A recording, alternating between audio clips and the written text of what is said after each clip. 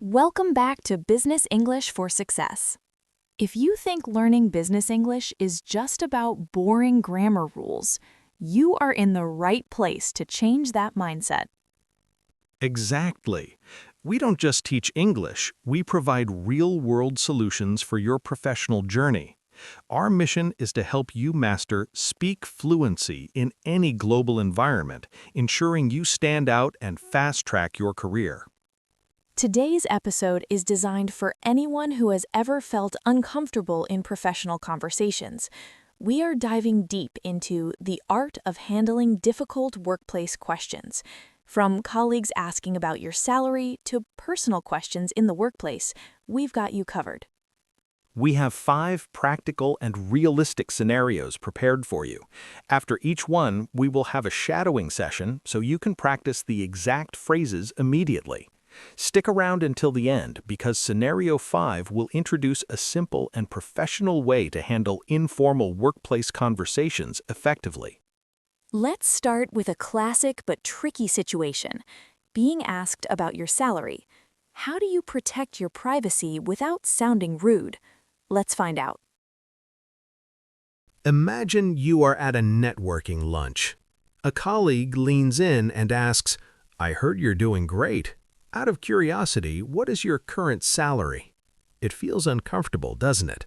I really appreciate your interest in my career. However, I have a personal principle of keeping financial details private. I can say that I am very satisfied with how the company recognizes my work. Oh, come on. Just a ballpark figure? We've known each other for a long time.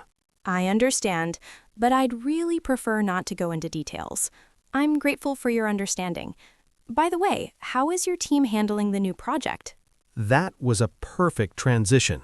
Notice that Alana didn't just avoid the question, she managed it. Exactly, Marcus. High-level professionals don't avoid difficult questions. They manage them.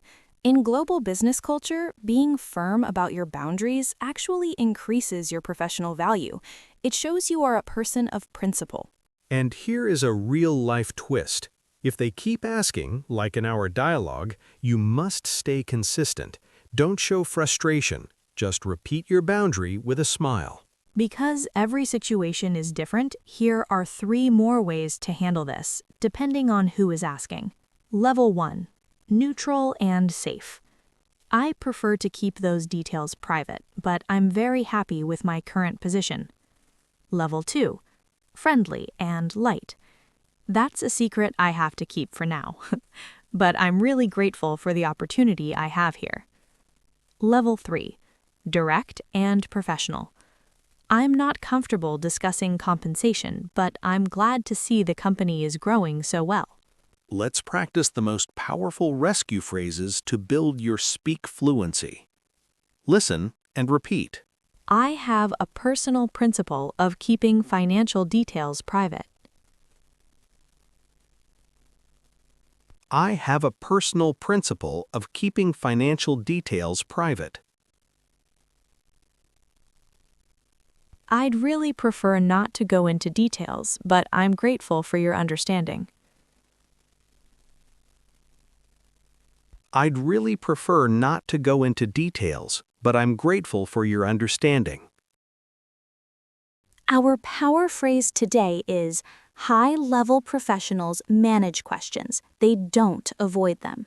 Which of the 3 levels do you feel most comfortable using? Level 1, 2, or 3? Write your choice in the comments. Managing salary questions is a great start. But what if the question becomes highly personal, like being asked about your family plans or marital status during a formal dinner? That is a different kind of pressure. In Scenario 2, we will reveal the soft pivot technique to protect your private life while staying perfectly likable. Let's move on. Now, imagine you are at a company dinner. The atmosphere is relaxed, but then a senior colleague asks, "So, Alina, when are you planning to get married?" Or, "Do you have any children yet?" It feels personal, and you want to keep the conversation light but professional. That is very kind of you to ask. I am currently focusing a lot of my energy on my professional goals and enjoying this stage of my life. Speaking of goals, I heard your team just reached a major milestone. How did you celebrate? Oh, we had a small dinner. You're right, focusing on the career is very important at your age. Exactly. I believe every stage of life has its own unique value. I'm just happy to be part of such an inspiring environment here. That was a classic example of the soft pivot technique. Elena didn't get offended, she simply shifted the focus. Precisely, Marcus. In many international business settings, questions about marriage or family are seen as small talk in some cultures, but overstepping in others.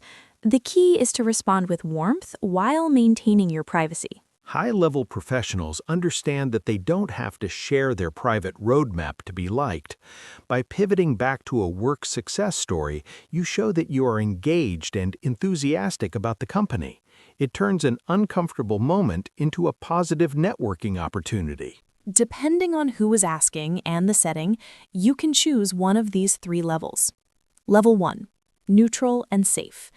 I appreciate your interest. I prefer to keep my personal life separate from work, but I'm having a wonderful time tonight. Level 2, friendly and light. I'm currently married to my career. There's so much I want to achieve here before I think about the next steps. Level 3, direct and professional. I'd rather focus on our project discussions today, but thank you for asking. How is your family doing? It's time to build your speaking confidence. Let's practice these soft pivot phrases. Listen and repeat. I am currently focusing my energy on my professional goals. I am currently focusing my energy on my professional goals. I prefer to keep my personal life separate from work. I prefer to keep my personal life separate from work. Our power phrase for this scenario is, every stage of life has its own unique value. It is a beautiful way to validate your current path. Have you ever been asked a question like this at a business event? How did you handle it? Share your experience in the comments so we can all learn together. We have managed personal questions perfectly. But what if the question is about your past? Like during a networking event when someone asks, "Why did you leave your last company?" If you say the wrong thing, it might look unprofessional. In Scenario 3, we will master the future focus technique to handle your history with pure class. Let's move forward. You are at a high-level networking event, or perhaps an informal interview. Someone asks you a very common but tricky question. I noticed you moved to a new firm recently. Why did you decide to leave your previous company? This is where your speak fluency truly shines. That's a great question. I had a very productive time at my previous company and learned a lot. However, I reached a point where I wanted to pursue new challenges that align better with my long-term career goals. I see. So it was more about the opportunity than the environment. Exactly. I believe in constant growth. I am now focusing all my energy on contributing to projects that involve international expansion, which is why I am so excited about my current path. Notice the elegance in that answer. Elena used the future focus technique. Correct, Marcus. In professional circles, talking negatively about the past is a key professional concern. High-level professionals never complain about their previous workplace. Instead, they frame their departure as a strategic move toward growth. This is a key part of cultural intelligence. By focusing on new challenges and alignment, you show that you are a person with a clear vision. You are not running away from something, you are moving toward something better. Depending on your specific situation, you can use these three professional levels. Level 1, neutral and safe. I am grateful for the experience I gained there, but I felt it was the right time for a new chapter in my professional journey. Level 2, friendly and light. I loved my team, but I couldn't say no to the opportunity to grow in this specific industry. It was a tough choice, but the right one for my goals. Level 3, direct and professional. My career goals have evolved, and I wanted to find an environment that matches my current focus on leadership and innovation. Let's master these future focus phrases to boost your confidence. Listen and repeat. I reached a point where I wanted to pursue new challenges. I reached a point where I wanted to pursue new challenges. I am grateful for the experience I gained there. I am grateful for the experience I gained there. Our key phrase for this scenario is, I am not running away. I am moving toward a better version of my career. Have you ever had to explain why you left a job? Did you focus on the past or the future? Tell us your story in the comments. We've handled the past and the present, but what about those moments when conversations turn toward personal topics? Like social topics, personal beliefs, or other sensitive discussions, these can be real conversation stoppers if not handled correctly. In scenario 4, we will master the neutral ground technique. It is the ultimate way to stay respected by everyone, regardless of their views. Let's go. Imagine you are at a business lunch with a new partner.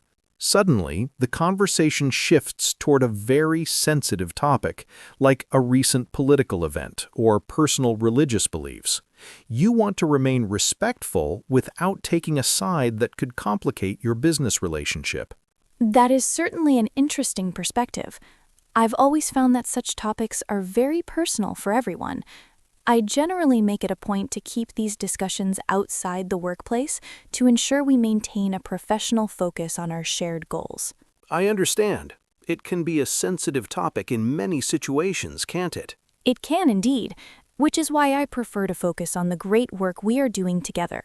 Speaking of work, I was really impressed by your recent presentation on market trends. That was a masterclass in diplomacy. Elena used the neutral ground technique. Exactly, Marcus. High-level professionals understand that the workplace is a neutral zone. By citing a professional focus, you are not being dismissive, you are being responsible for the group's harmony. This is crucial for global citizenship. In an international team, people come from very different backgrounds. Respecting those differences by choosing not to debate them at work is a sign of high emotional intelligence. Here are 3 professional ways to stay on neutral ground depending on the intensity of the question. Level 1. Neutral and safe. I prefer to keep my personal views private in a professional setting, but I appreciate hearing different viewpoints. Level 2.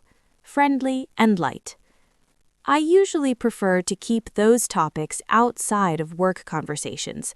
I'd much rather hear more about your expertise in this industry. Level 3. Direct and professional. I believe it's best for our team's unity if we focus on our professional objectives instead of personal beliefs. Shall we get back to the agenda? It's time to sharpen your communication skills with these diplomatic phrases. Listen and repeat. I make it a point to keep these discussions outside the workplace. I make it a point to keep these discussions outside the workplace. I'd much rather hear more about your expertise in this industry. I'd much rather hear more about your expertise in this industry. Our key phrase today is, protecting the group's harmony is a leadership responsibility. Have you ever felt pressured to share your opinion on a sensitive topic at work? How did you manage it? Let us know in the comments. We have covered almost everything, but there is one more challenge that happens in every office hallway. Informal workplace conversations and unverified information. How do you respond when someone tries to pull you into a conversation about another colleague? In our final scenario, scenario 5, we will learn the productivity shield. It is the most elegant way to stay focused and build a strong professional reputation. Let's finish strong. Imagine you are in the office kitchen. A colleague comes up and whispers, "Did you hear what happened in the marketing department? I heard there might be some changes in the team." It's tempting to listen, but as a professional, you may want to stay focused on your work instead of engaging in that conversation. I actually haven't heard anything about that. I've been quite focused on our quarterly goals lately. Speaking of work, have you seen the positive feedback from our new client? It is really encouraging. Oh, right. No, I haven't seen it yet. I guess everyone is just a bit nervous today. I understand. I found that staying focused on our common objectives is the best way to handle any uncertainty. Now, if you'll excuse me, I need to prepare for our next meeting. That was a very clean exit. Elena used the productivity shield. Precisely, Marcus. High-level professionals understand that their reputation is built on their work, not on unverified workplace information. By saying, "I haven't heard anything," you are not being uninformed, you are being selective with your attention. This is a sign of great corporate integrity. In global business cultures, this approach is often associated with professionalism and reliability, especially in leadership roles. When you shield yourself with productivity, you send a clear message. You are a professional who values facts over speculation. To help you stay professional in any hallway conversation, here are 3 more responses. Level 1, neutral and safe. I'm not really involved in workplace discussions like that. I prefer to wait for official updates from management. Level 2, friendly and light. You know me. I'm the last person to hear about these things. I'm just trying to stay on top of my to-do list today. Level 3, direct and professional. I'd prefer not to discuss unverified information about our colleagues. I believe it's better for the team's spirits if we stay focused on our work. Let's finish our training with these powerful phrases to keep your reputation spotless. Listen and repeat. I actually haven't heard anything about that. I actually haven't heard anything about that. I'd rather stay focused on our common objectives. I'd rather stay focused on our common objectives. Our final key phrase is, your reputation is built on your work and professionalism. How do you handle it when someone tries to pull you into conversations that aren't work-focused? Do you have a favorite phrase to stay professional? Let us know in the comments below. We have traveled through 5 challenging scenarios today. From salary questions to office rumors, you now have the tools to maintain your speak fluency and your professional boundaries. Remember, communication is a skill that grows with practice. By using these high-level responses, you are not just learning English, you're building a successful career path. Thank you for being part of Business English for Success. If you found this lesson valuable, please give us a thumbs up and subscribe for more real-life business English training. Keep practicing, stay professional, and we will see you in our next session. Goodbye for now.